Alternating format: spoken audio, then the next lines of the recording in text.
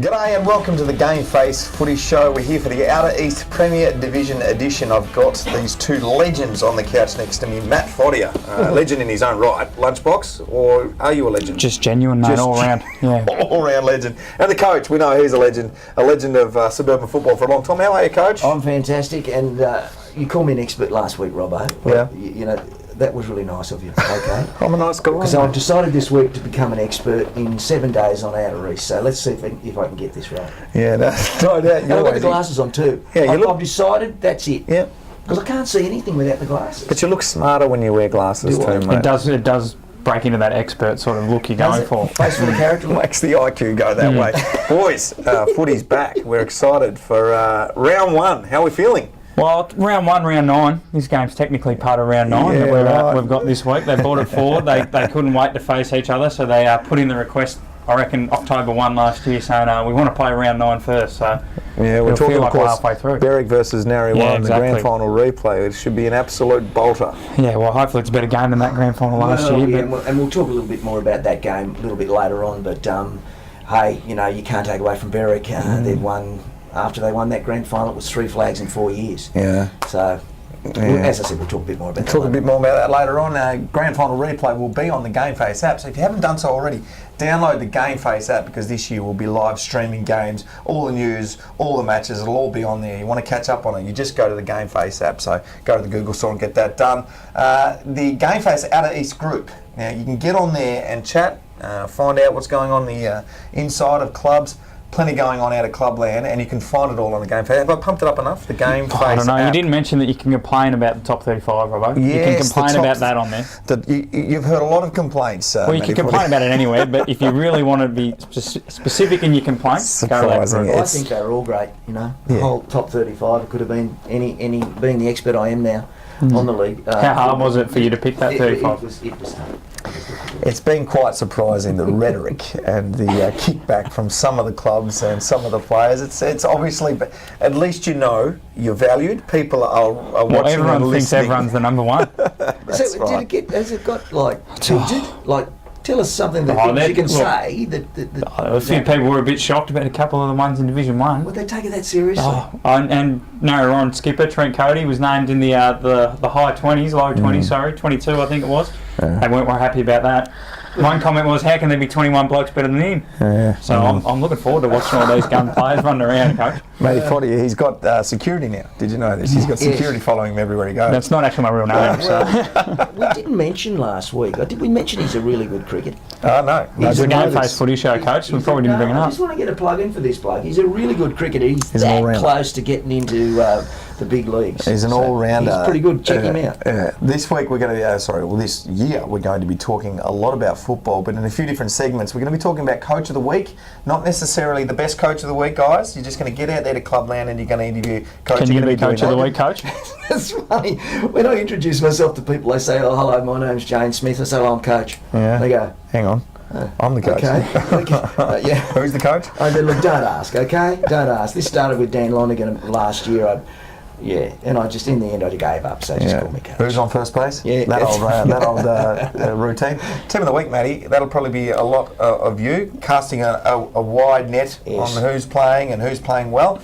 How are you going to do that? I reckon that's going to be tough. Well, round 1 will be pretty simple. I'll probably just chuck 9 from Narre and 9 from Berwick on a piece of paper and see where they all float up. But no, it'll definitely, by looking at all the lists, it'll be a hard one each week if everyone performs to the best of their ability. Yeah. There wouldn't be many you could probably lock in each week. Yeah. I've got to be honest, I went to a game on the weekend in the MPNFL, and it was Devon Meadows and Karingal, and I was working, but I could feel how excited I was. It was like, I'm more excited about this than I was first round of the AFL. I've got to be honest, because I just love getting out there because it's... Did it help that it was 12 degrees and raining? Well, it didn't help the fact that I was doing some camera work, and I'm not the greatest camera person in the world, and then it started to rain, so yes, but I had a great time anyway. So it's great to see local footy back. If it's raining in Melbourne, you know that footy is well and truly back. Coach, I know you'll be excited about the segment that we're going to be bringing to you, the rising star. Yes. You get excited about young kids coming through showing some talent, don't you? Well, you do, and it's funny because I do these things, these media days, and I ask them, just to get all the facts and figures right for us on GameFace, so that when we put people's names up and we've got all their figures, so we get them to say their name and their date of birth. And how old they are. And it was really funny the other day I did one, I can't remember, I can't remember where it was. And I said, how old are you? And this guy said, I'm 23. 23. And under his breath he said, I'm 26. I said, can you give me your date of birth? And he went, he had to try and remember, try and figure out. But to answer your question, yeah, I love the fact that they're so fresh, they're so ready, they're so young to play footy. And you see why they do. And also the women. Yeah. It's amazing how many women footballers are out there these days. Oh my gosh, watch this space. Women's football is just going to keep going this way. Fantastic. The Adelaide Crows obviously winning the grand final in front of 50,000+ people over there in Adelaide just shows women's football is really a place to be at the moment. Yeah, bigger than the Gold Coast. So. Absolutely bigger than the Gold Coast. So there's a message for you. Now, one of the great things about football clubs, yes, you get the rain coming in sideways sometimes. And if it is raining in Melbourne, you know it's footy season is back. But if you can smell burgers in the air at a football ground, you know footy is well and truly back, because the girls at the cafeteria, as it has been in the past, I know they do a rotational thing sometimes at Doveton, the boys have got to actually get in there and cook. So look out at Doveton if you're buying anything from the cafeteria. Well, we my old footy club, when you were trying to raise money for footy trippers in the under-18s, we did a couple of stints on the barbecue, and a few people weren't very glowing in their reviews. Undercooked? Undercooked. One of the blokes forgot you have to squish down the rissole leaves to chuck them on the barbie. So you've got to get that onion to rissole ratio right. Crisp on the outside and soggy on the inside. Everything's to do with the bun. If the bun's rubbish, everything else is rubbish. You're in trouble. I'm talking about the burger of the week. We're going to be bringing you the burger of the week. So if you're watching the GameFace footy shows that we're going to be bringing you all year, just check out who's doing a good burger out there at Clubland, and you can make your way to that oval and feed yourself. Every week we're going to be doing a special guest. And Coach, you caught up with someone very special. Talk to us about this one. Yeah, young guy from Woori, the Tigers. Great club, great ground, nice big ground. Can be very cold, can be very wet. Having lived in the hills for 10 years, not so much now, but I realise how wet and cold it can get. But this day was a beautiful day. It was, Tim Anderson is a young guy that I think might do pretty well this year. And I asked him the question, which is a pretty obvious question, but we need to sort of find out before the season started whether these guys are excited. Is it a glass half full? Do they feel pressure? And this is Tim's answers. Pretty interesting. With me, I've got Tim Anderson from the Woori Tigers. Tim, you excited about the year? Yeah, it's going to be good, I think. I'm really looking forward to it. So it's going to be a massive change for everyone, and a few weeks away and we'll be into it. So it's going to be a massive challenge. A lot of boys are pretty excited by it. We've got obviously playing the best sides from the Yarra Valley last year, so there's not going to be any easy games. So if you don't bring your A game, you're going to get done. So it's going to be a massive challenge for everyone. So we're really looking forward to it. Before we go, you got a prediction for us? How do you reckon you'll go this year? You and the club. Best and fairest in the premiership? And a flag, I should say. That'd be all right, but I don't think we'll all get that. It'd be nice to go one step better than last year. If we keep improving from last year, I think we could give it a red-hot crack. Very nicely done there, Coach. Tim Anderson from the Woori Tigers. A bit watchful of Berwick and Tucky, more specifically. Yes, and he's not the first one, Robbo, to say to me about how excited they are to have a crack against these guys, because Tucky, of course, has played big time, got a big name, big shoes to fill, but I have mentioned it to Tucky, I think a couple of weeks ago or a week ago, because I did that interview a couple of weeks ago, and I mentioned to Tucky about it, and he sort of had a bit of a giggle, a bit of a laugh, and I said, "Are you going to go easy on the young guys?" He said, "No." He said, "They're going to," because he's still playing very, very good football, Travis Tuck, and a lovely man. Well, his old man was still playing lovely football at the age of 87, playing for the Hawks back in the day. Let's have a bit of a season preview. Maddie, I'm going to go to you first with this one. Key teams and matches to look forward to.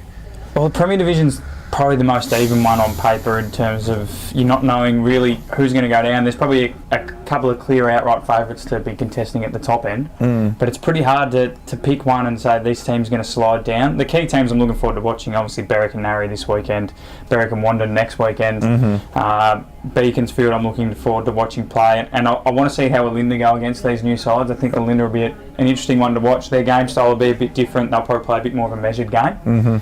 It'll be interesting to see how Woori go as well, because Woori's that little country town sort of vibe that there are very few at Woori, but they managed to keep going on pretty successfully in the old Yarra Rangers, so it'll be interesting to see how they step up. They may be few, but they be mighty up there in There the you go. district. I know So Jack, the new coach, he's pretty determined. Yeah, Brian. Yeah, he's and doesn't half mind a chat either. Is it So that's- Brian Jack Cole. Oh, right. He just told me his name was Jack. Oh, you top every name's coach. That's true. Everybody's- Sorry, Jack. everybody's You know, it's name's Brian. Everybody's name's Jack there. Apparently, He's a coach. Tell you to just call him coach. Would have been right. key recruits, coach. Who are we looking at? No idea. No idea. What about you, Wanderers Matty? is the man to talk. Wanderers got Daniel Gorringe, which was the big one. It took a while to get him across from Park Orchards, along with Michael Folks. Folks is a Wanderers boy, come across with his old man who's back in the president's hot seat. So Gorringe is a big one. They got him across Gold Coast and Carlton, top 10 draft pick. There's a couple other floating around. The South East clubs don't seem to have had as much action. They're pretty safe with their lists. Olinda got Peter Goff across from Belgrave, so they'll be pretty happy with that, keeping him up in the top division. But most of the clubs with their recruits have just sort of topping up lists. It's going to be pretty hard for them. Not many have gone out and got that big fish with obviously the salary cap and the points, so it's quite hard to top up on your list. All the talk is about Berwick being the team to beat. Your premiership favourites, of course, you're going to go there straight away with Berwick, but who's going to give them a bit of a push as well? And we'll look back on this in 12 months' time or 6 months' time when we get to September, and we go, well, you picked the premiership team right there, but who's going to be pushing Berwick, you think, this year? Well, I've got this list in front of me of all these teams, right? It's amazing. I mean, have you seen this? And when you put it side by side of all these clubs, you know, Beaconsfield 1890, Berwick at 1903, Cranbourne 1889, Healesville 1888. Yeah. I mean, that's almost as old as the Melbourne Football Club, isn't it? Which is Yeah. the second oldest footy club in the world. Well, there's arguments that they're the oldest. They're certainly the oldest still going. Still And going. You know, That's right. Yeah, the 50s, 1850s, 56, I think it was. And then you look at Narry 53, so they're a recent club, Upway 46. So there's history there with all these clubs, but I think Berwick might not just have it all their own way, and they're realising that they can't go out there just thinking it's going to happen. They are one of the most organised and well put together clubs, and I think. I think Wandon might be a bit of a show. I was going to say, I'm really looking forward to Berwick playing Wandon, and especially if Berwick have to travel up into the mountains. I think that's going to really... Well, that's next Sunday, the 14th will be that's that clash where you want it out at Wandon.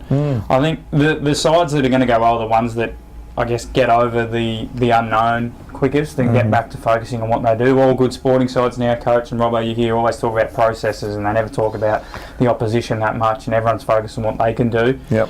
At the moment, most clubs don't have to come up against 5 or 6 new teams every season. So this year is probably the biggest one because a lot of clubs, it'll be harder to focus on what they're doing, because as much as you can do that at training, when you get to round 1 and you're playing a side you've never heard of before, That's right. or in some cases, or never probably seen play before, it can be really hard. So I think the clubs that are able to find their feet, get over it and move into that processes will be the best fit. And Berwick obviously were pretty good at that last year, but they've gone back to their old coach who's now their new coach, so it'll be a whole different game plan. Wandon have got a new coach, but he was the assistant coach last year, so we don't know how succession plans go. Obviously in the AFL, it took Collingwood a while to get it going, and Melbourne had similar worries there for a bit, but it'll be interesting to see how it goes at Wandon. But the clubs that are steadfast and probably have that little bit of arrogance to not care about the new teams will probably go better at the start, and the clubs that are interested to see how the Cranbournes will go and stuff like that might find they'll be behind the 8 ball. We'll look for those young clubs. The arrogance of youth sometimes just carries you for a long time. You mentioned a few clubs there, boys, but who's your Smokey? I want to know who you think's going to maybe just bob up and pinch one. Who knows? I'm going to go Beaconsfield. I think they finished 4th last year in the Sefton off the top of my head, but plenty of youth, won another 18s flag last year, went down there. Of course, they've got a great setup. They've got numbers coming out everywhere. I don't know where they're going to keep them. But I just think that Beaconsfield, they've got something about them. They're a well-run club on and off field, so I wouldn't be surprised as well with that massive ground that could really punish some sides coming from the R Rangers, and all they have to do is pinch a couple against some of their local rivals. Well, well done, fellas. I know that's tough because we've got 2 leagues coming together, so it's a bit of an unknown quantity. Very exciting all the same. Speaking of exciting, is the kick-off. Round 1 is going to be Narre Warren versus Berwick. Berwick obviously unfurling the flag. Grand final last year replay. Brought forward 9 weeks, so there's a lot of hype around this one. Boys, let's talk about it. Well, I'm looking forward to this game for a couple of reasons. Of course, it's the first game of the year. It is, but it isn't, if you know what I mean. But it is the first game, but it's not the first round. But I'm looking forward to, because Berwick are the sort of club that are so well organised. They're together. I've had a lot of dealings with Glenn Gambetta, the president of the Footy Club, and also Mel Broadley, who's the president of the Netball Club. In fact, I worked with Mel on the weekend last Sunday. She was fantastic in organising all her netball girls. So they're a really, really good club to deal with, to work with, and you can see it's no coincidence as to why they are successful. And just a little plug to Mel will be working with us on the netball show during one day during the week. So that's fantastic to have her there. Matty, last year's grand final, big day. How many were there? Oh, gee, I wouldn't know. Seemed like a lot. It wasn't a huge crowd, Robbo, mainly because it was raining.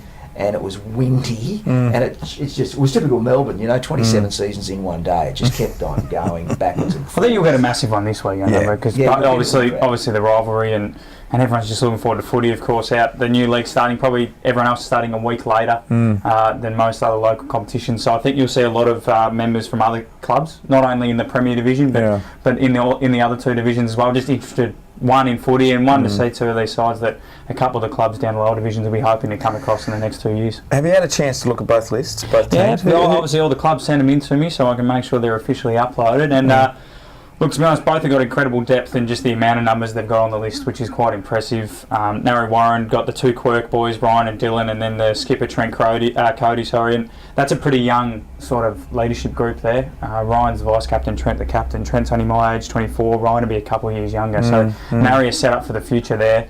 And then Berwick, of course, Travis Tuck, as Tim Anderson alluded to earlier, but Bryce Rutherford will be interesting to look at running around there as well. So I guess for all of us out the Rangers way, and we'll be looking out to just see how those two sides go about it. But it'll just be the anticipation of it's been 4 or 5 months of everyone first coming to terms with the fact that there's going to be some new clubs, and now we finally get a chance to see two of the dominant ones in action. Absolutely. It will be the first ever game for this Outer East Premier Division. If you've got some time, why don't you get down? It's at Berwick's home ground, obviously. Edmund Flack Reserve. Get down to the ground, check it out. It's going to be fantastic. Do you want to have a look at some of the vision here, the overlay? Obviously, a windy, wet day. Let's go for this game, boys. Pretty hard to go past Berwick, but we've had some summer months to train. Things might have changed.